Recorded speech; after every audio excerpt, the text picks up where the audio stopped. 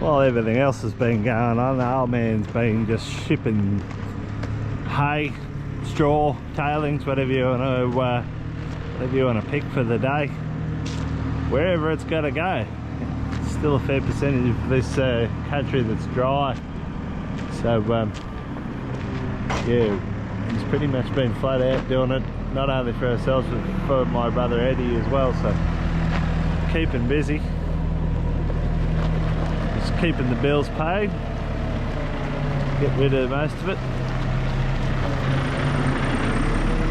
Like this telehandler, because it can chuck 4 on in a hit. There's no better way to put on hay or straw than this, I tell you.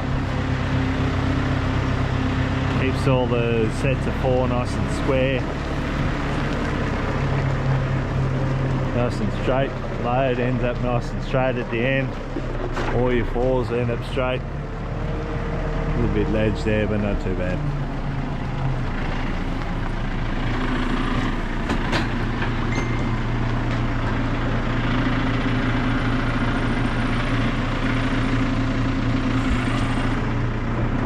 $41 bales and a hit.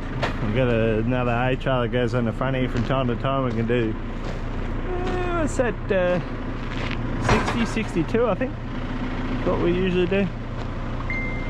A lot of people get a little bit upset about the lack of belly strap.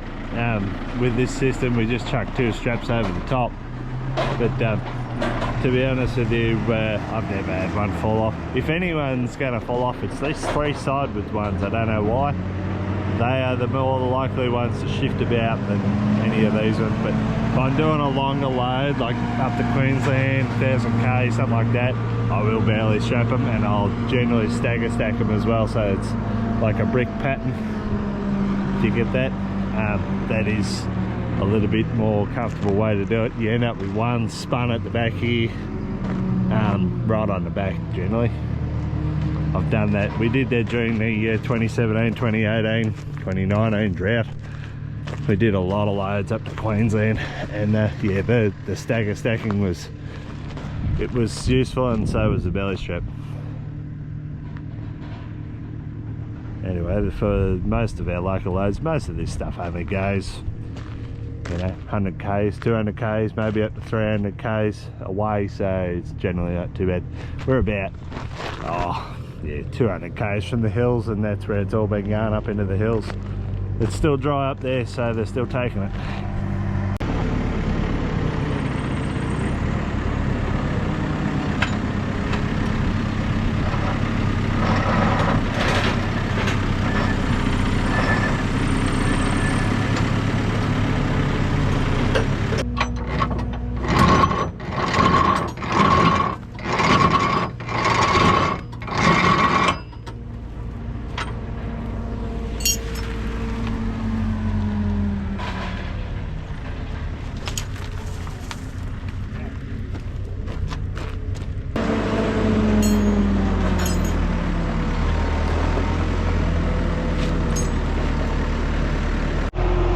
Load binders and run the strap off there, and then you can use a right angled bar or a drill on this to wind them back up, and put a right angled bar to actually put tension on them as well. They're a good idea. It's just a bit of a pain to chuck them up over the tops, but particularly for the old man, because he's a bit bung in the shoulders. But for newbies as well, it takes a bit of a flicking action that you got to get right, and generally we have to climb up there and untwist the straps and whatnot, so it's a bit of a pain compared to a regular strap and binder system. But to be honest with you, when you go to wind them back up, it's as quick as anything on, well, it's quicker than anything on the market, so we just sort of put up with it.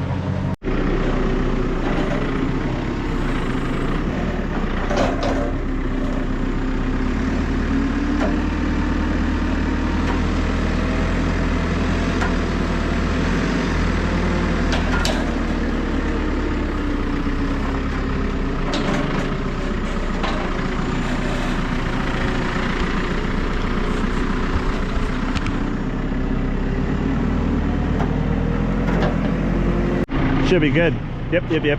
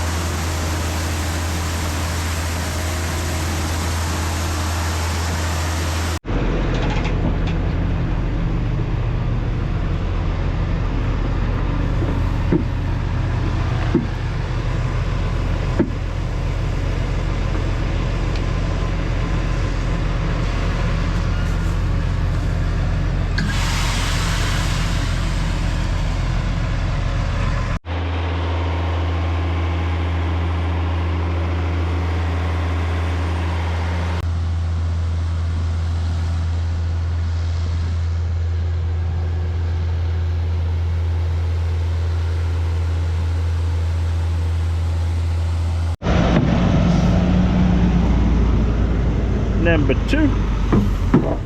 Spot the difference.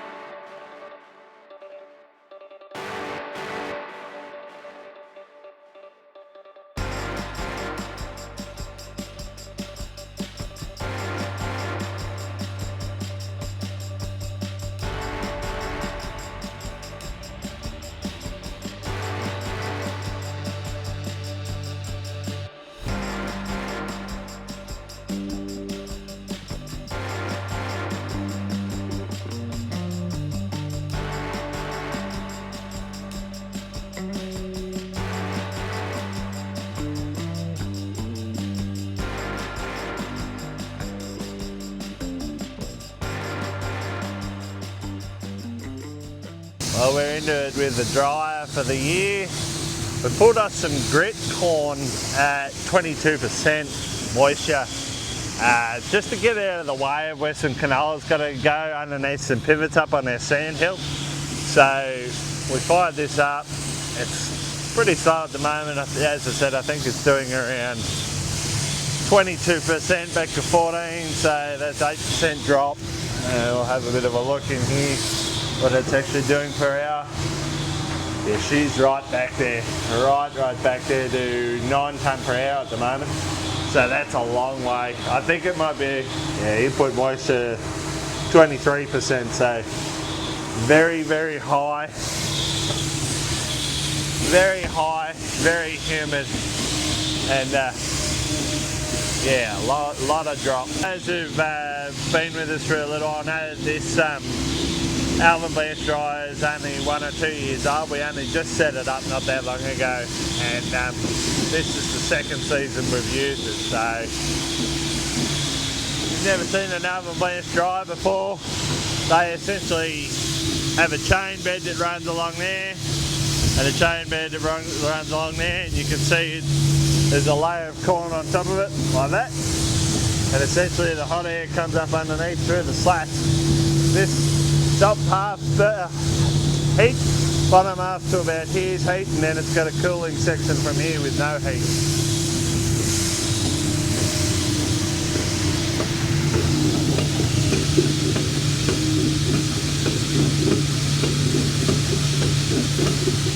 As you can see, that drag's just tickling away straight up into the elevator, and this is our dry solo. Done over here. Trying to get away from the sand here a little bit. This one over here is our wet silo, and it's nearly full. Most of it's only very, it's about 14 to 15% moisture. We've got 800 tonne, and then the rest has been filled up with pretty wet stuff. So just going to dry the wet stuff on top, and then probably transfer the rest of this when we get down there, just due to the nature of the way it is and the way it's come off. That's what we're doing at the moment. We are doing a lot of green corn, harvesting a lot of green corn, which I'm missing a lot of footage of, but anyway, that's just the way it goes. If you get stuck on one job, you not a lot of opportunity to look at whatever else is going on around the farm. But here we are, the dryer is going. It'll continue to go overnight and probably for a couple of days. Yeah, I'll have a bit of, see if we can see the flame inside. Bag for the feed just started then, so it goes up into here and then up into the top of the dryer up there. Essentially it goes through the dryer and then comes back out the bottom again. But yeah, this will turn on and off periodically as you're walking around here to just feed the hopper on top of the dryer. I'll show you in a sec. It essentially just fills up with the drag and the elevator and gets down to here. If I can get that into focus. Drops down to the bottom and then it basically starts back up, fills back up. Simple, it holds about 5 tonne up there. Is it, you know, it's good that the drags aren't turning on and off all the time. That's the bed level there, about 27 centimetres I call it. And there's some nice air coming out of here. Nice and moist, not bad on a cool evening. Pretty cool. Nice and what?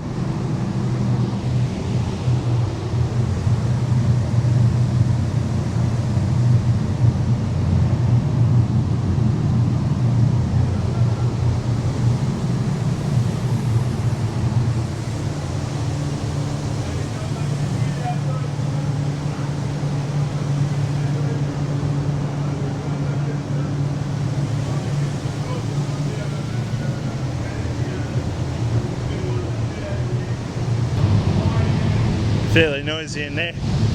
This is a dust house. A lot of the bees wings and whatever get trapped in here. I'm not going to open it up because I'll get flooded. You can see they're sort of half leaking out. A little few coming out the top here. A little bit messy down this end, but it does scalp a lot of the bees wings out of it, so we like it. Burner controls here for the dryer. Cold fan's not on, but the hot fan's on. Got the plant here. You see this one's off here at the moment. This one's still running, just filling the top of the dryer, but this one's just switched off. And the rest is on, taking it away. Very simple setup.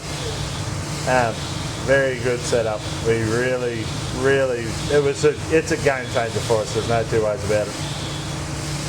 They still be going now, I think. Just look at that feed on demand time remaining. It's got 6 minutes, 54 seconds to go, so it should be still going. So this year we'll probably have to put about 5,000 to 6,000 tonnes through here, I suppose. What are you caping on about? Trying to make a professional video.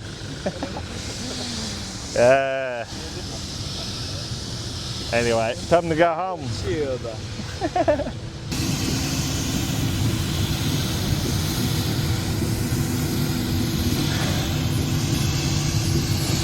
The end of our laser bucketing job is upon us. We're just doing a final grade or final pass with the land plane here, just trying to make it dead level like a billiard table. It's coming up a little bit rougher than I'd like, but to be honest with you, it's had a couple of rains on it, so it's certainly a little bit more difficult than we thought, but it is coming up good enough. So yeah, just here chucking a bit of air in this tyre because it's gone flat on me for some reason. Not sure if I hit a check banker as I was turning or what happened, but she was dead flat. Milwaukee pumps got it covered, but it does make a ripping job though of it. This old land plane is, well, it was built by the old man and his and Uncle Gordon, who you'll probably meet in a couple of videos. They built it back in the 90s, 80s, something like that, and it's still going today, still doing the job. And to be honest with you, I don't think there's any other machine that can make a better finish at the end, but yeah, 12 foot wide, does the job. We'll go and have a look down the bay a little bit. Really, I would have liked to have put the bucket over this one last time, but it's got sort of wet, soft pockets underneath it, so if I go on there with the bucket, I'm just going to sink in a bit. And this sort of before the land plane is that past there. But yeah, just a little bit nervous. It's not quite good enough, but I don't know how to make it much better without about 3 more passes, which would be overkill. Final result there. You can see it's just a little bit rough where it's wet underneath, but I think it's good enough. Certainly going to be good enough for what we do. Put a couple of passes of corn over the top of this and it'll get fairly rough again. A little bit more work to do with the little leveler in the corner here, and then a few headlands to do, and they'll be all squared away. But it's come up really nice. Been a little bit stunted with all the rain and whatever, but it is what it is. This is the next project. We're going to drop the match in this afternoon, and hopefully I'll get some drone footage. I'll put the drone up over it because generally when corn goes up, it goes up very smoky, so always makes for good footage. That's it for this week, guys. Enjoy the burning footage, and we will see you all next week. Please like and subscribe, and if you want to support the channel, we have merchandise available in the store. Link is in the description. Catch you later.